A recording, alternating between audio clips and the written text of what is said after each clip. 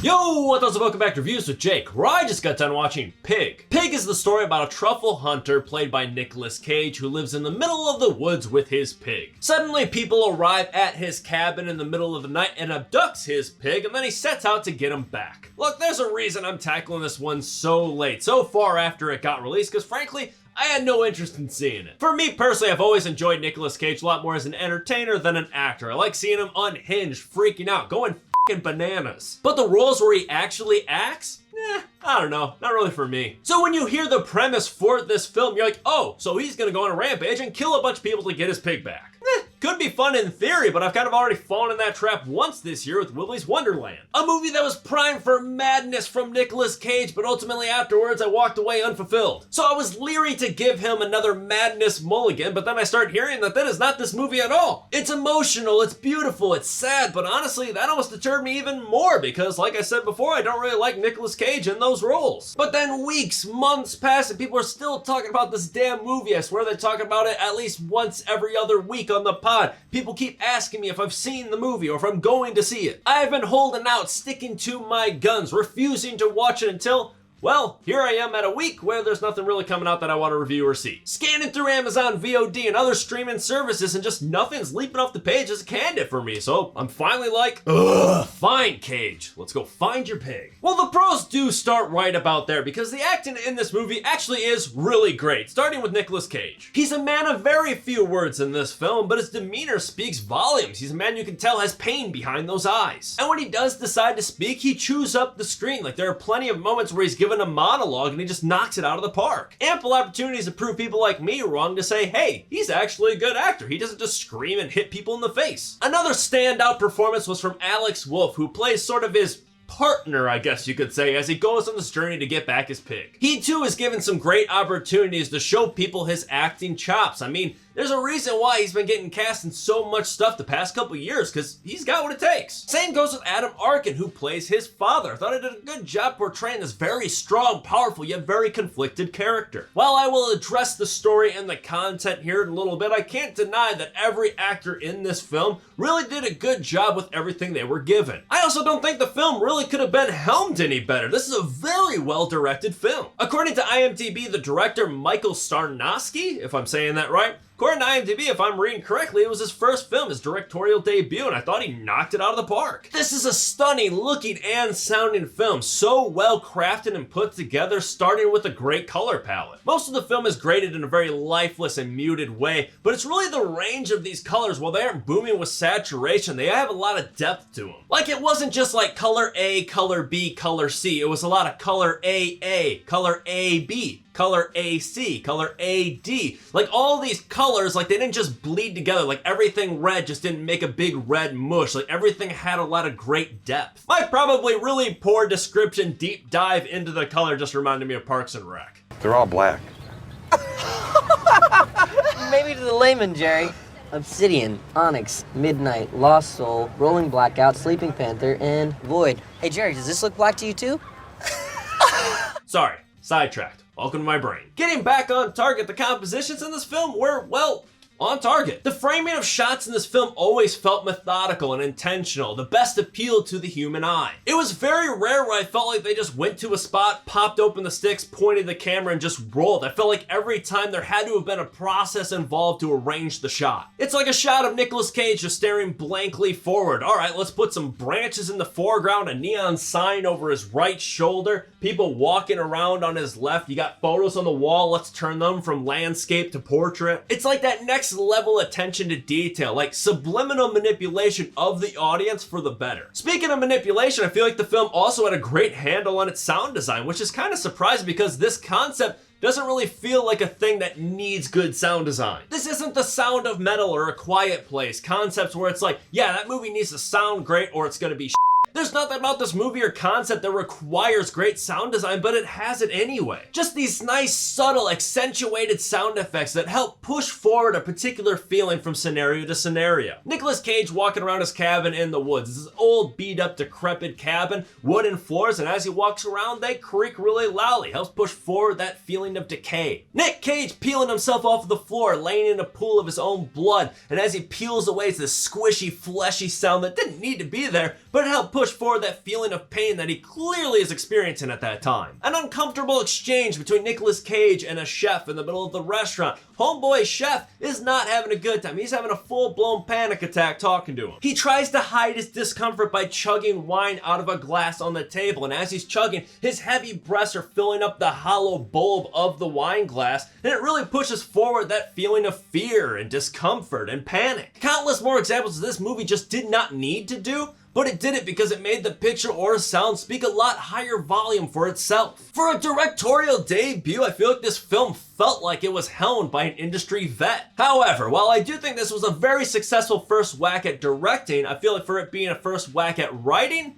not so much. And that leads me to the cons. Once again, according to IMDb, the writing credit for this film goes to our director, Sarnoski, as well as a Vanessa Block, neither of which having any feature writing experience listed. Everyone was toting that this movie hangs its hat on the writing, the emotional weight, the character development, and for me, that's where this film faltered. I found this film painfully paced. I mean, I will say it was consistent. I'll give it that. Some films will start hot, come down, and come back up again. Other films will just stay down, down, down, and ramp up at the end. This film just stayed pretty consistent right down here. This film is labeled as a suspense and a drama, according to Amazon VOD, and frankly, I didn't feel like I got either of those from this movie. Suspense, absolutely none. There was nothing stimulating about this movie. Never once was I at the edge of my seat. Drama, I didn't feel it. I mean, I could see where it would be generating from if it were there, but it just did not connect with me. I felt nothing towards this movie, which is maybe an isolated incident. Everyone is talking about how emotionally charged this movie is, but I just did not feel that at all while watching it. I appreciated the approach. While everyone looked at the pairing of basically a John Wick, but sub out the dog and replace it with a pig,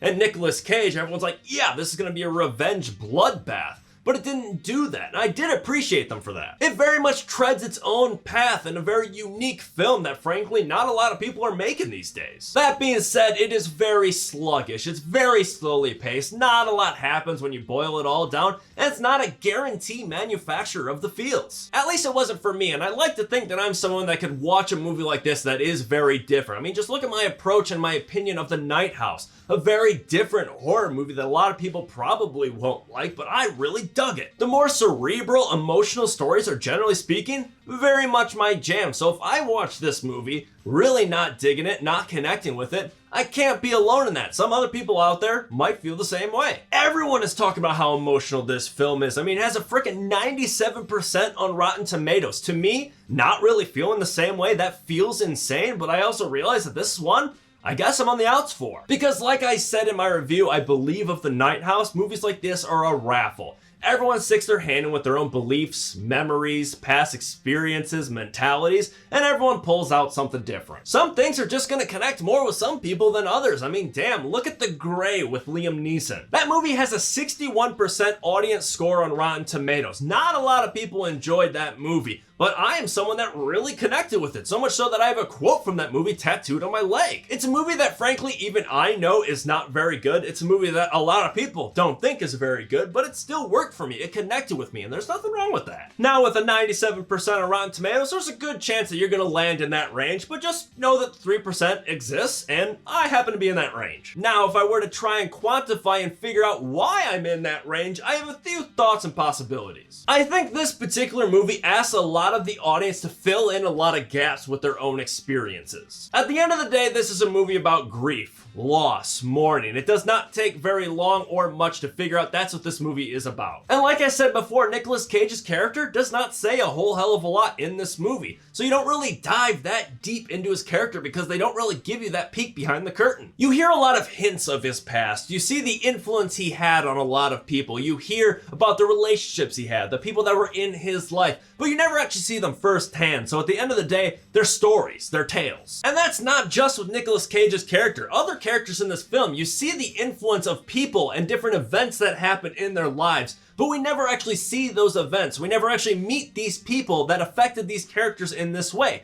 You just hear the stories. There are two women characters in this film in particular that the three male actors that I mentioned before having great stand-up performances These two women had massive influences on all three of these men. You understand how important these women were to these men, but we never actually meet them as an audience. So it's like, we understand where they're coming from, but we, the audience, do not feel the same weight of their absences like the characters do. Another instance, there's a crime lord businessman in this movie that a lot of characters, most of the characters, fear. He delivers a threat to Nicolas Cage's character, but we, the audience, have never seen him inflict harm on anyone else, never actually seen an illustrated reason why we, the audience, need to fear him and take his threat seriously. I think a lot of these absences in the script are where they're asking the audience to insert their own experiences to fill them, especially that of loss. That's a big one here. They're expecting the audience to bring their own feelings of loss into this film, insert themselves into it, instead of giving us the necessary character depth within the context of the film. Like The Mitchells versus the Machines. That's a pretty silly movie, but when it does get sentimental, you actually feel it because you go through a journey with this family. You see everything. You live through these experiences with the family.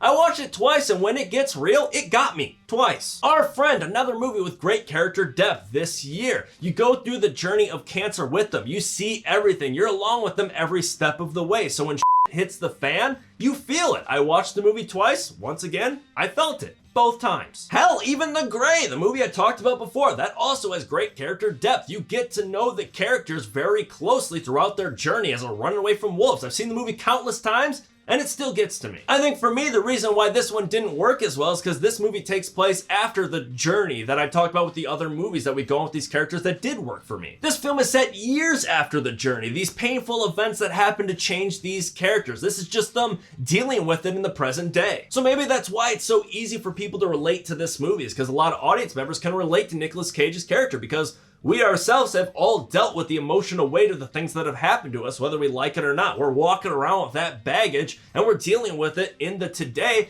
as we may or may not be watching this movie about a person dealing with that kind of stuff today. So maybe that's why I could not fill the gaps as well as other people have, because I've been really fortunate in my life thus far to not lose too many people really close to me. Knock on wood. I don't know, could be. I mean, sometimes it's hard to put your finger on stuff like that. I mean, I guess that's art. However, I will say, I think we can all agree that there are some gaps in this movie that could have been better filled. Like a lot of ideas, scenes, and concepts that they just kind of skimmed over. Like in John Wick, you explored kind of the underworld, the underbelly of a society of assassins. This movie kind of goes, I guess, into the shady dealings of the culinary arts? According to this movie, a lot of shady shit happens behind the scenes in that industry, but this movie kind of fails to give you that info and background and context to explain how it all works. I mean, I imagine it's fictional. I can't imagine people going to culinary school nowadays or taking a class on how to take a couple punches to the face in a tunnel underground, because according to this movie, that's business, baby. All in all, I think this is another movie that I appreciated a lot more than I enjoyed. It's kind of another Green Knight where it's made so beautifully, but the content and the story just fell short for me. But I was actually mentally ready for this one. I sat down alone by myself with all my dogs surrounding me, holding a glass of wine, ready to get the feels, and I just